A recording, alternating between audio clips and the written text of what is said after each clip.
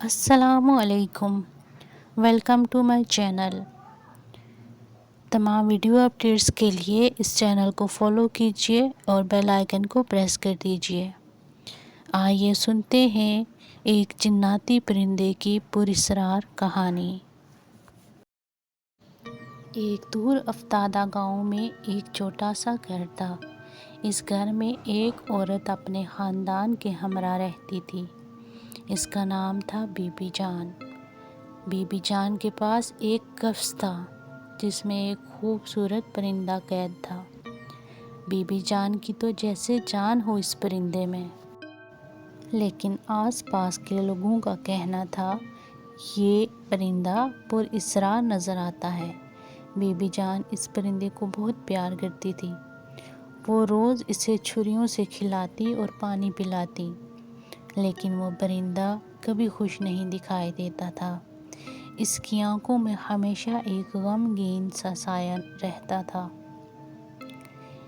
ایک دن گاؤں میں ایک فقیر آیا۔ اس نے بی بی جان کے گھر کا رخ کیا۔ بی بی جان نے فقیر کو بہت احترام سے اپنے گھر میں بٹھایا۔ فقیر نے پرندے کو دیکھا اور فوراً کہا، بی بی جان، اس پرندے کو ابھی آزاد کر دیجیے۔ بی بی جان نے حیران ہو کر پوچھا کہ میں اسے کیوں آزاد کر دوں، جبکہ یہ میرا بہت محبت سے رکھا ہوا پرندہ ہے۔ اس پر فقیر بولا، یہ کوئی عام پرندہ نہیں ہے، اس میں کسی جن کی روح قید ہے۔ یہ روح آزادی چاہتی ہے۔